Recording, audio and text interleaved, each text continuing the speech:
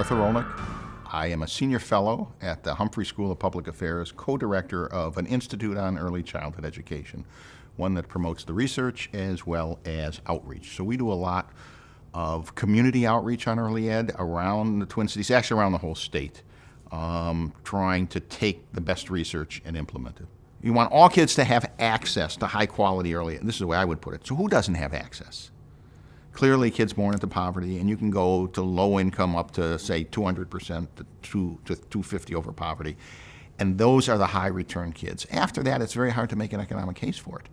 You're better off putting those dollars into scholarships to go to college or after school programs, or there is a whole bunch of better ways of using that money than subsidizing middle and upper middle class families to do what they're already doing. Engaged parents are doing that. I mean, my parents in my neighborhood, my young parents, they research all this stuff. They know these programs. They know the teachers in the early ed programs. That they're doing that.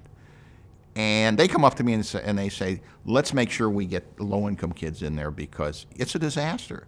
If these kids start that far behind, and the middle-class kids, they're reading by age 4 already, that gap, and it's huge. And Minnesota has the largest gap, but it's huge around the country.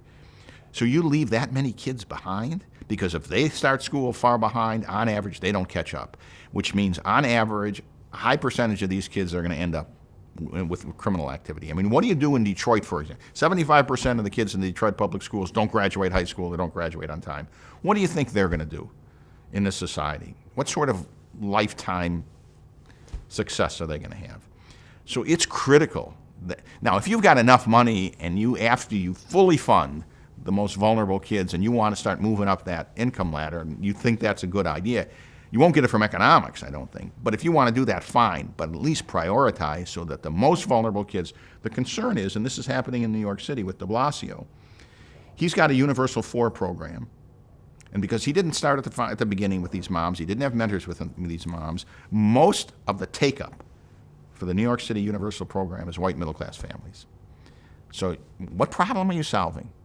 We've got an achievement gap. There's so many kids of color that fall behind in our society. That achievement gap seems to me the number one problem, educational problem in this country. What problem are you solving giving, scholarships or making universal preschool available to all kids, especially only at age 4?